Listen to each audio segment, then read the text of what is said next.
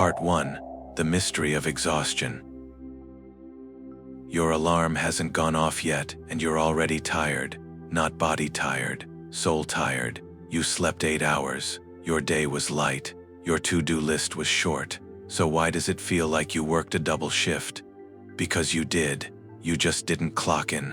While your body rested, your mind worked overtime, rehearsing conversations you'll never have, solving problems that don't exist, surviving disasters that never come. You've been living your life twice, once in your imagination and once in reality, and you're exhausted because both versions demand payment.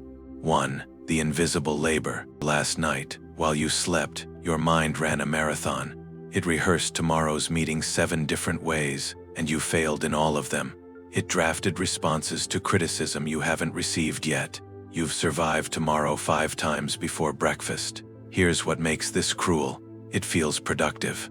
Your mind whispers that this is preparation, responsibility, smart planning. It's not. Preparation ends. It has a done point.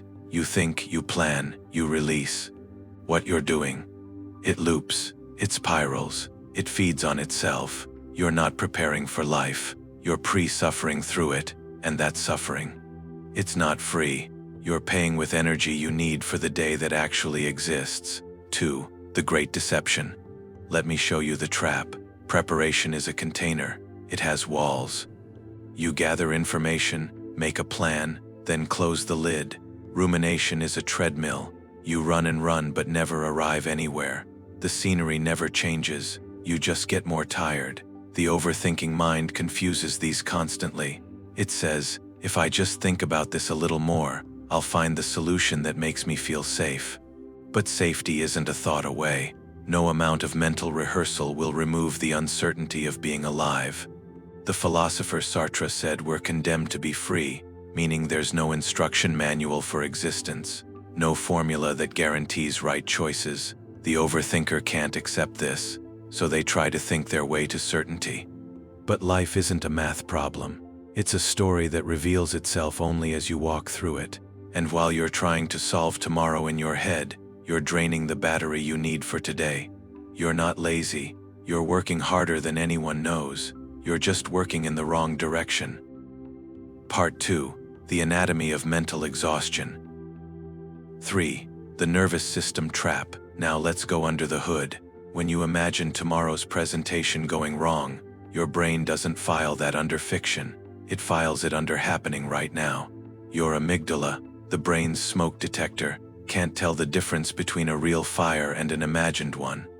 So it pulls the alarm every time. Cortisol floods your system. Your heart rate climbs, muscles tense, pupils dilate. Your body is preparing to fight or flee from something that exists only between your ears. And it does this, how many times a day?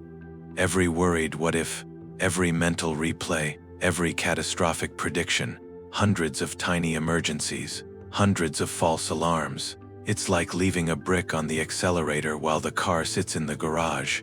The fuel burns, the engine wears, but you never go anywhere.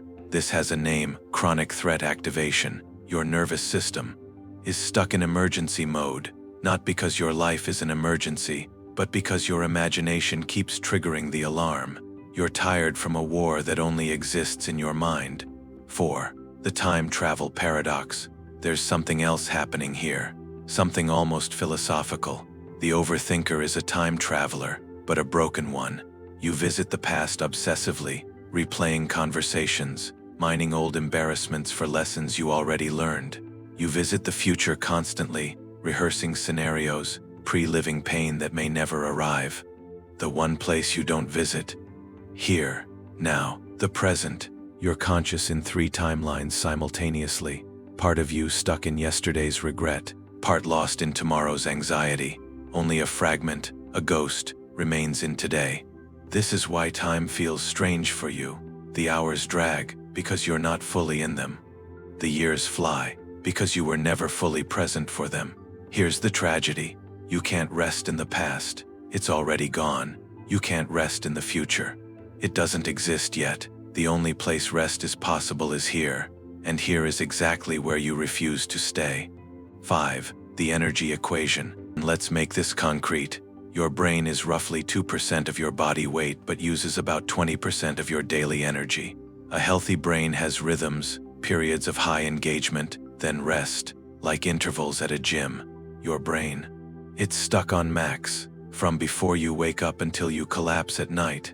Sometimes not even then. You're running the most energy-hungry organ in your body at full capacity, continuously, with no breaks, not to create, not to connect, not to build something real, to fight imaginary battles, to solve puzzles with missing pieces, to survive futures that haven't been written yet.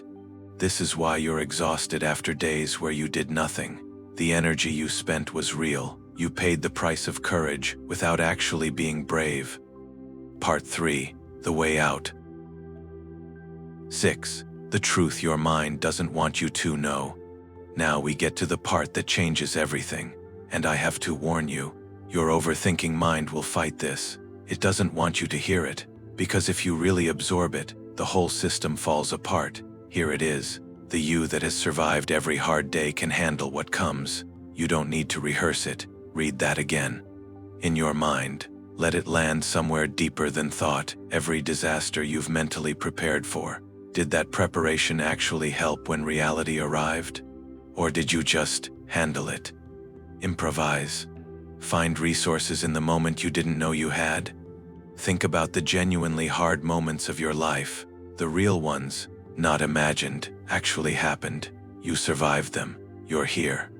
And I'd bet the mental rehearsals didn't make them easier. They just made you more tired before you faced them. Your track record for getting through difficult days is 100%. Not because you predicted every variable. Not because you solved it in advance. But because you're adaptive, resilient, human. The future doesn't need a fortune teller. It needs you present, rested, and available for what actually arrives. 7. Reclaiming your energy. So, how do you actually stop this? Let me show you with something small. You send an email to your boss, a simple status update, nothing dramatic. You hit send, and immediately your mind starts. Wait, did that sound passive-aggressive? What if they take it the wrong way? What if this changes everything? Your chest tightens, your stomach flips. You're already drafting a follow-up to apologize for something you're not even sure you did. That's the pattern. Recognize it. Here's how you interrupt it. 3 questions, simple, but they work. Question 1. Is this happening right now? Is your boss currently angry? Are you currently facing consequences? No. You sent an email. That's all that's happened. Everything else is a story you're telling yourself. Question 2. If it were a real problem right now, what would I do? If your boss replied confused, you'd clarify, 1 action, maybe 30 seconds, not the 50 mental simulations your brain wants to run. Question 3. Can I solve this right now? No. The email is sent. No response yet. There's literally nothing to solve. Half your anxiety dies the moment you ask that 3rd question. Because most of what you're spiraling about exists in a future you don't have access to yet. You're trying to solve a puzzle that hasn't been delivered. The goal isn't to stop thinking. It's to stop obeying thoughts that steal your life in advance. Put the puzzle down. 8. The transformation. When you stop rehearsing disasters, something shifts. The exhaustion begins to lift. Not overnight, not dramatically, but like a fog slowly clearing. And it lifts not because life got easier, but because you stopped living it twice. You start noticing things you missed, the warmth of the mug in your hands. The actual words someone is saying, not the subtext you're inventing. The feeling of finishing something, without immediately generating the next worry. You discover something remarkable. Life, when lived once, is actually manageable. This isn't toxic positivity. I'm not telling you to just stop worrying. This is a fundamental shift in your relationship with time, with uncertainty. With your own mind, you're trading the exhausting role of fortune teller for something better. Present navigator, and the present navigator doesn't need to predict every storm. They just need to be awake for the weather that actually comes. Part 4. The call to action. 9. The choice. I need you to understand something. This pattern is old. You've been training your brain to scan for threats for years, maybe decades. These neural pathways are deep. They won't vanish because you watched a video, but they can be rewritten, not through willpower alone. Not through just stopping, but through consistent small interruptions, catching yourself mid-spiral, asking the 3 questions, choosing to release what can't be solved today. Every time you return to now instead of fleeing to imaginary futures, you're building a new pathway. Every time you choose presence over prediction, you're teaching your nervous system something it forgot. Safety exists here, not just in the prepared for future, here. The choice isn't between thinking and not thinking. It's between thinking that serves you and thinking that consumes you. 10. The roar. So here's your assignment, if you want it. Stop surviving tomorrows that haven't happened. Start living the day that's actually here. When you wake up tired tomorrow, and that old exhaustion creeps in even though you did nothing, pause. Remember, you did something. You fought battles that never happened, solved problems that never arrived, lived a day that never existed, and now, you're choosing differently. You're reclaiming your energy, your presence, your life. The overthinker's mind is not a curse, not entirely. You feel deeply. You see possibilities others miss. You care so much about getting it right. But it's time to redirect that power, not toward predicting the future, toward inhabiting the present. Because the present is the only place where joy exists, connection happens, you actually have power. The future will come. It always does. And when it arrives, you'll handle it. Not because you rehearsed it perfectly, but because you're capable, resilient, and finally, rested. Stop being a fortune teller. Start being here. The exhaustion ends when the rehearsal ends. Stop the simulation. Start the life. Your overthinking has a pattern, a specific identity that's driving your spirals. The anxiety Enigma created a free overthinking identity profile playbook that acts as a mirror to make the chaos make sense. Link in the description. Take it.